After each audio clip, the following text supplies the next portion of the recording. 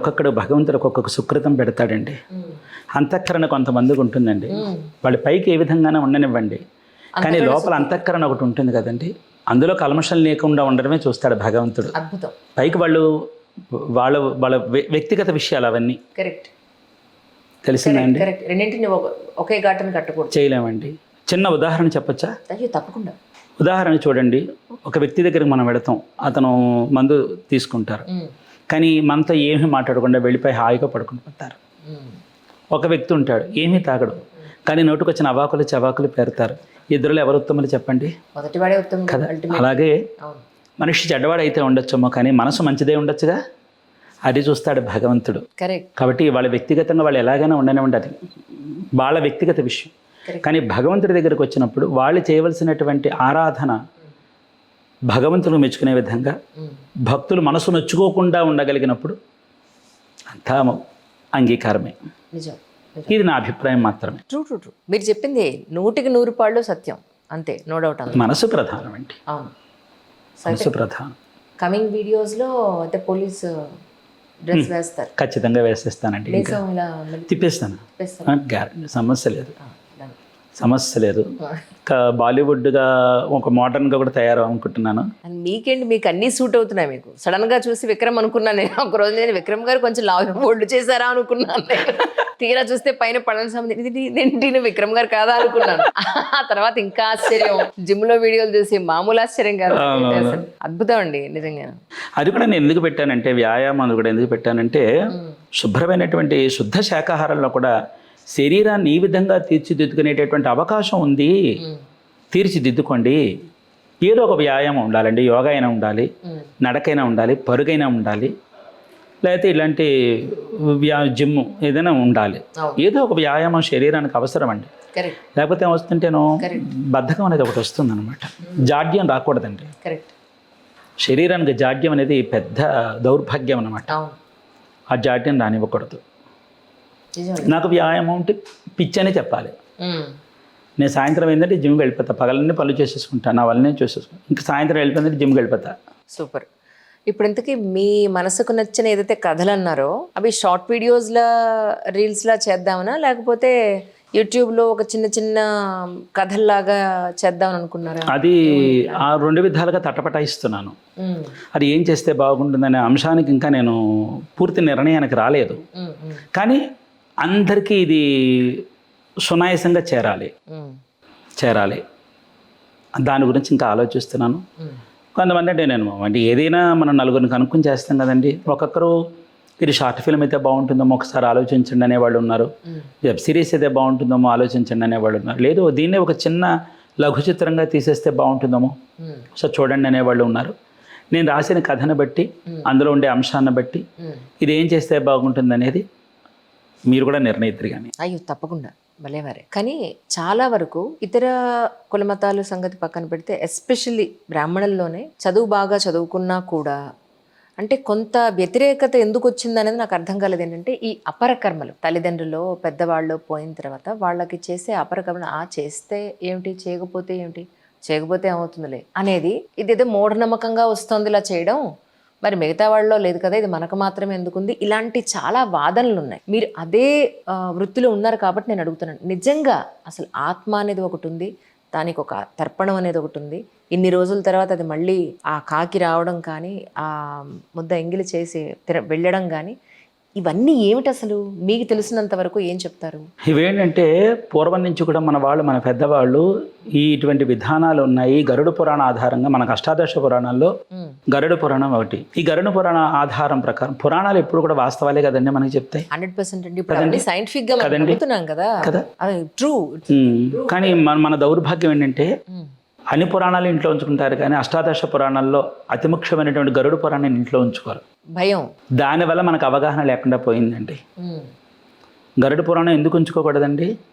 ఉంచుకోవచ్చు. అందులో ఎవరికి చెప్పారు? మహావిష్ణువు వారు గరుత్మంతుడికి చెప్పారు. ఏమని చెప్పారు? జీవుడు వెళ్ళిపోయిన తర్వాత వాడికి ఈ విధంగా సద్గతులు చెయ్యాలి అని చెప్పారు. ఇది ఎందులో ఉంచుకోకూడదండి? ఇంట్లో ఎందుకు ఉంచుకోకూడదండి? చనిపోతేనే ఇంట్లో ఉంచుకోవాలి గరుడ పురాణం. ఇప్పుడు చూడండి, భగవద్గీత ఎవరైనా పోయినప్పుడు వేస్తున్నారు, గబుక్కున అది వింటుంటే గుండెలు గుబేరం ఉంటున్నాయి. ఎవరు పోయారన్నట్టు. ఇప్పుడు అంతే కదండి, అలా వచ్చేసింది కదండి. ఇదేమిటి ఇప్పుడు పెట్టారు అను, అంటే ఇది గుళ్ళో పెట్టారు లేకపోతే పక్క వాళ్ళ ఇంట్లో పెట్టుకున్నారనే భావన పోయి అవును. ఎవరో ఏదో అయిపోయారో మన దాంట్లోకి వచ్చేసిందండి. ఇవన్నీ తొలగించాలి. కాబట్టి ఏంటంటే గరుడ పురాణం అనేటటువంటిది ఇది ఉన్నాయా లేవా అనేది పక్కన పెడితే ఇది పురాణంలో ఉందా లేదా అనేది మనకు ఆధారం. పురాణంలో ఏం చెప్పిందో అది మనకు నమ్ముతాం. కరెక్ట్. మన హైందవం ఏం చెప్తుందంటే పురాణాన్ని ఒక నిఘంటువుగా చూపించింది మనకి, ఆ ప్రకారం మనకి అర్థమవుతుంది. కాబట్టి ఏంటంటే క్రతువుల మీద అవగాహన ఉండాలండి. షోడశ కర్మలు ఉంటారు, పుట్టినప్పటి నుంచి చనిపోయేంత వరకు షోడశ కర్మలు ఉంటారు. నేను ఈ అంశం గురించి ఈ మధ్యన నేను మొదలు పెడుతున్నాను. అందులో అయితే ఆ గరుడ పురాణంలో ఈ పితృకార్యాలు ఈ విధంగా చేయాలి, చేస్తే ఆ విధంగా ఉంటాయని. కనీసం గరుడ పురాణంలో ఉన్నది ఉన్నట్టుగా చేయడానికి అవకాశం ఉండదండోయ్. అది కూడా మనం మాట్లాడాలి ఈ రోజున. అందులో ఉన్నది ఉన్నట్టుగా చేయడానికి అవకాశం లేదు. కానీ దేశకాల దేహ ధర్మ వైపరీత్యాలను దృష్టిలో పెట్టుకుని ఆ క్రతువుల మీద అవగాహన తెచ్చుకుంటూ పితృకార్యాలు చేయమని చెప్పి ఉంది. పితృకార్యాల మీద నమ్మకం లేకపోతే ఈ రోజున కాశీ ఎంతమంది పెడతారా? పుష్కరాల్లో తర్పణాలు చేస్తారా? తీర్థవిధులు చేస్తారా? చెప్పండి. తద్దినాలు పెడతారు ఉన్నాయి. నేను అదే చెప్తాను ప్రతి ఒక్కళ్ళకి కూడా. గబుక్కున ఎవరైనా పోయినప్పుడు రే మీరు రాకండి రా, మీరు వచ్చే పని కాదురా అని చెప్పి పెద్దవాళ్ళు పిల్లల్ని తీసుకుని వెళ్ళారు. ఎందుకు తీసుకువెళ్ళారంటే పిల్లలు ఉంటారండి. అంటే ఎందుకు చెప్తారంటే ఒకవేళ అక్కడ దృశ్యాన్ని వీళ్ళు మదిలో పెట్టుకుని వేదన పడి మనసు చెదురుకు పట్టుకుంటారేమోనని భయం చేత వాళ్ళు చెప్తారు. అది వాస్తవమే. కానీ అవగాహన అనేది ముఖ్యం కదండి. ఇప్పుడు ఆ రోజుల్లో అప్పటికప్పుడు తెలుసుకుని చేసేటటువంటి విషయాలు అయితే కాదు. ఒక విద్యార్థి పరీక్షకి వెళ్ళాలన్నా చదవాలి కదండి. ఏదైనా ఒక మ్యాచ్కి వెళ్ళాలన్నా లేదా ఒక ఆటకి వెళ్ళాలన్నా దాని మీద పట్టు ఉండాలి. అలాగే పితృకార్యాలు అనేటటువంటి అంశం ప్రతి మానవుడు జీవితంలో చేయవలసినటువంటి సందర్భం వచ్చినప్పుడు చేయవలసి వస్తే, సక్రమంగా చేయవలసి వస్తే అవగాహన ముఖ్యం అంటాను నేను. తెలుసుకోవడం తప్పులేదు, కానీ కొన్ని విధానాల్లో కొంచెం మార్పులు అవసరం అండి. ఆ అవగాహన లేకపోవటం వల్ల ఈ రోజున చాలా మట్టుకి దెబ్బతిందని చెప్పచ్చు. మెయిన్ అవగాహన అండి. అవగాహన ఉండాలి. మీరు చదివారా గరుడ పురాణం? అనే మరి నా వృత్తి అది కదమ్మా. అదే అంటున్నాను. అంటే అందులో ఖచ్చితంగా ఆత్మ అనేది ఉంది. మీరు ఇది చేయాలి, ఇది చేస్తే వాళ్ళ ఆత్మ అనేది శాంతి పడుతుంది. మళ్ళీ ఎన్ని రోజులకు వాళ్ళు మళ్ళీ వేరే శరీరంలోకి ప్రవేశపడే అవకాశం ఉంది అంటే ఒక ఏడాది సంవత్సరికం అయిన తర్వాత ఏడాది కాలాల పాటు అసలు కర్మ ఏంటంటే ఏడాది కాలం చేయమని. ఎవరైనా చనిపోయినప్పుడు ఆ దినవార కార్యక్రమాలు ఏవైతే ఉంటాయో, అంటే నేను చెప్పేది బ్రాహ్మణ వైశ్య క్షత్రియాదుల్లో ఈ ధర్మాలు నడుస్తున్నాయి. మిగతా వాళ్ళల్లో వాళ్ళ కుటుంబాచారాన్ని బట్టి నడుస్తూ ఉంటాయి. రెండు విదితమై, రెండు సంబంధం, రెండు మంచిదే. అంటే వాళ్ళ కుటుంబ విధానం, ప్రాంతీయ ఆచారాలు కొన్ని ఉంటాయి, పురాణ ఆధారాలు కొన్ని ఉంటాయి. ఇటు పక్క మనదంతా కూడా, ఈ పక్కనంతా కూడా పురాణ ఆధార ప్రకారం ఈ క్రతువులు. అంటే ఏడాది కాలం పాటు ఈ చేసేటటువంటి కర్తకి ఏ ఆటంకం వచ్చినా కర్మ భ్రష్టత్వం పట్టేస్తుందని నెలకు ఒక రోజున చొప్పున విడదీస్తే 12 రోజుల కార్యక్రమం పెట్టారు. 12 రోజుల కార్యక్రమం పెట్టి ఈ 12 రోజుల కార్యక్రమాలు ఆ రోజు మనిషి ఏ విధంగా మరణించి ఉన్నారో సాధ్యమైనంత వరకు ఇంకెవరూ రావక్కర్లేదనుకుంటే మొదటి రోజున దహనం, సూర్యాస్తమయం లోపు ఆ తర్వాత కార్యక్రమాలన్నీ కూడా యథావిధిగా నడిపించడం అనేటటువంటి విధానం ఉంది. కానీ కొంచెం సడలింపులు కూడా అవసరం. అంటే అందరికీ అనుకోకుండా జరిగే కొన్ని ఉంటాయి, ఇంట్లో పరిస్థితులు కుదరక కొన్ని ఉంటాయి. సడలింపు ఇవ్వాలి. సడలింపు లేకపోతే కుదరదు. శాస్త్రం, ధర్మశాస్త్రం అన్నారు కానీ శాస్త్రధర్మం అనలేదు. ధర్మం ఏంటంటే ఆ మనిషిని అర్థం చేసుకుంటుంది. శాస్త్రం నువ్వేదైనా అయిపోయి నాకు అనవసరం, నాకు ఇలాగే కావాలని. అందుకే ధర్మాన్ని ముందు పెట్టారు మన పెద్దవాళ్ళు. ధర్మశాస్త్రం అన్నారు. నీ పద్ధతిని బట్టి నువ్వు క్రతువుని శ్రద్ధగా యథావిధిగా చేయడానికి ముందుకు చూసుకోనైనా అని ఒక అవకాశం ఇచ్చారు. కాబట్టి ధర్మశాస్త్రం ప్రకారం అవకాశం ఉన్నవాళ్ళు, అన్ని విధాల అవకాశం ఉన్నవాళ్ళు క్రతువులు ఆపుకోకుండా చేసుకోవడం ఉత్తమం. ఇలా 12 రోజులు అయిపోయిన తర్వాత నెలవారీ మాసికాలు వస్తాయి. నెలవారీ మాసికాల అనంతరం సంవత్సరికాలు వస్తాయి 3 రోజులు. ఓనాబ్దికం, సంవత్సరికం, ఆబ్దికం అని. అప్పుడు సంవత్సర విముఖమైన తర్వాత ఈ జీవుడికి ప్రేతరూపం విడిచిపెడతాడు కనుక పితృలోకంలోకి వెళ్ళిన తర్వాత ఆ జీవుడు చేసుకున్న దాన్ని బట్టి వాళ్ళకి మళ్ళీ పునర్జన్మ ఉంటుందని గరుడ పురాణాల్లో మనకి చెప్పబడుతుంది అనమాట. ఏడాది కాలం. అందుకే చూడండి మన వాళ్ళ ఇళ్లలో రే మీ తాత పుట్టాడురా, మేము ఆమె పుట్టిందిరా అని ఎందుకు చెబుతారంటే వాళ్ళు తిరిగి వచ్చేసారు, మన ఇంట్లోనే ఉన్నారు అని చెప్పడం అనమాట. ఇప్పుడు మీ సిస్టర్స్, బ్రదర్స్ అందరూ ఎక్కడున్నారండి? మా పెద్దన్న గారు రాజమండ్రిలోనే ఉన్నారు. నేను ఉంటున్న ఇంటికి ఒక 2 వీధుల పక్కనే ఉన్నారు. ఇంకా 4 అక్కలు కాలం చేశారు. ఒక అన్నగారు కాలం చేశాడు. 2వ అన్నగారు వాళ్ళు విశాఖపట్నంలో ఉండేవారు. ఇప్పుడు మా అన్నగారు రెండో అన్నగారు కాలం చేశాడు, 4 అక్కలు కాలం చేశారు. ఇప్పుడు ఉన్నవాళ్ళు ఎవరంటే మా పెద్దన్నగారు, మా రెండో అక్క, నేను ఉన్నాం అన్నమాట. Right right. ఇప్పుడు మీ ఇద్దరు పిల్లలు తమిళనాడులోనే ఉన్నారండి? ఎవరు? మీ ఇద్దరు పిల్లలు లేదు, రాజమండ్రిలో ఉన్నారు. రాజమండ్రిలోనే వైదిక వృత్తి చేయిస్తున్నారు. సైడ్ ఉన్నారేమో అని లేదు, అక్కడ చదువుకుని అయిపోయి వచ్చేసారు. అంటే చూడండి, మనం ఏదో అనుకున్నట్టు జరగదని మళ్ళీ ఇంకోసారి చెప్తున్నాను. నేను తమిళనాడులో వెళ్ళిపోవాలి, మా పిల్లలు అక్కడే చదువుకున్నారు. నేను ఇంకా పూర్తిగా తమిళనాడుకి షిఫ్ట్ అయిపోదామని అనుకున్నాను. అక్కడే ఉండేవాడిని, అక్కడికి వెళ్ళిపోదామని అనుకున్నాను. ఈ కరోనా ఎప్పుడైతే ప్రవేశిస్తుందో దాని ముందు రావాల్సి వచ్చేసింది రాజమండ్రికి. ఎక్కడ వాళ్ళు అక్కడికి వెళ్ళిపోతే ప్రాణాలు దక్కించుకునే పరిస్థితి. ఆ సందర్భంగా మా రెండో అబ్బాయికి కొంచెం తీవ్ర అనారోగ్యం చేయడం, ఆ పళంగా మేము ఇక్కడికి వచ్చేయడం అయిన తర్వాత కరోనా వచ్చేసింది. ఇంకా ఇక్కడ ఉండిపోయాం అలాగా. మరి ఉపాధి వెళ్ళాలి, చదువుకున్న మగ పిల్లలు ఉపాధి వెళ్ళాలి, అందుకని కుటుంబాన్ని నడిపించడం కోసం అని చెప్పి పిల్లలు ఇంకా కులవృత్తిలోకి దిగారనమాట. అది వాడు నిర్ణయిస్తాడు, సర్వేశ్వరుడు నిర్ణయిస్తాడమ్మా, మన చిత్తం కాదు. మనం దాన్ని నమ్ముతాం. మనం అనుకునేది ఏది జరగదమ్మా, ఇది మాత్రం వాస్తవం. జరగలేదు కదా అని చెప్పి నిరుత్సాహపడడం అనేది కాదు, జరుగుబాటు చూసుకోవాలి. కానీ ఇంట్లోనే గుడి ఉందని విన్నానండి, అవునా? అవును. మిమ్మల్ని ఎవరు అనలా ఇంట్లో గుడి పెట్టకూడదు అని? మిమ్మల్ని ఎవరు అబ్జెక్ట్ చేయలేదు? అది నా చిత్తం అండి. ఎందుకంటే మా కులదేవత, నా ఇంటి యజమాని ఆయన. నా యజమాని నా ఇంటి దగ్గర ఉండొద్దని చెప్పే అధికారం ఎవరికి ఉంటుందండి? అద్భుతం.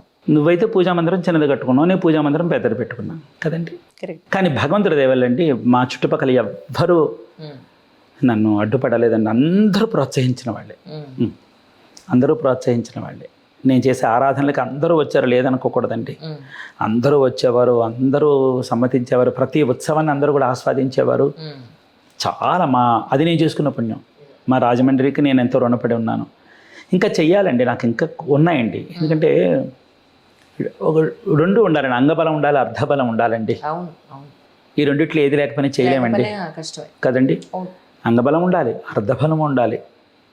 ఇది అన్నీ భగవంతుడు అనుగ్రహించి ఇప్పుడు నాకు ఇప్పుడు మీ అందరి మాధ్యమాలు నాకు చేరువయ్యే కనుక అనంతకాలంలో భగవంతుడు మురుగరు అనుగ్రహిస్తే ఒక మంచి బ్రహ్మోత్సవాన్ని మన తెలుగువారు గర్వించదగ్గ విధిగా చేయాలని ఆశపడుతున్నాను. భగవంతుడు ఆ వరం ఇవ్వాలని కోరుకుంటున్నాను. సుబ్రహ్మణ్యేశ్వరుడిది. ఇక్కడ సుబ్రహ్మణ్యేశ్వర స్వామి అంటాం మనం తెలుగు రాష్ట్రాల్లో. ఈయనే కుమారస్వామి అక్కడ తమిళనాడులో మురుగన్. ఇక్కడ సుబ్రహ్మణ్యేశ్వర స్వామి, అక్కడ మురుగన్. ఆయన అయ్యప్ప స్వామి అంటారా? కాదండి, కాదు. అయ్యప్పన్ వేరు, మురుగర్ వేరు. రైట్. మురుగర్ వేరండి. సుబ్రహ్మణ్య స్వామి. మురుహ అనే పదం ఏంటంటే అప్పుడే వికసిస్తున్నటువంటి తామరకు ఉండేటటువంటి పేరు, పువ్వుకు ఉండేటటువంటి పేరు. ఓకే. రైట్. కానీ సుబ్రహ్మణ్యేశ్వర స్వామికి 2 భార్యలు అని చెప్తారు. ఆ కథ ఏమన్నా మీకు తెలుసా? ఐడియా ఉందా?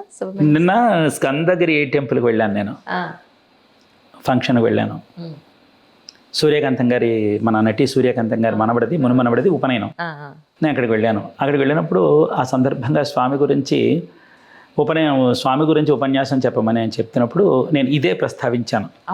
అవును, పళ్ళీ దేవసేనలు ఇద్దరు ఎవరు, ఎందుకు ఆ కళ్యాణం జరిగింది అనేటటువంటి విషయంలో. అయితే అంశం గురించి మనం 2 వాక్యాలు మాట్లాడుకుంటే, తారకాసురుడు యొక్క వధ కోసం ఆవిర్భవించబడినాడు సుబ్రహ్మణ్యుడు. తారకాసురుడు మరణం చెందిన తర్వాత తారకాసురుడు అన్నగారు శూరపద్మాసురుడు, మహకీచకుడు అనమాట. మొత్తం రాక్షస జాతి అంతా కూడా అంతమొందించేశాడు. కాబట్టి ఎలాగైనా సరే మనం సుబ్రహ్మణ్య స్వామి యొక్క అంతు చూడాలని శూరపద్మాసురుడు తిరుచెందూరు అనేటటువంటి క్షేత్రం దగ్గర యుద్ధానికి తలబడతాడనమాట. ఇద్దరు యుద్ధం చేసుకుంటారు.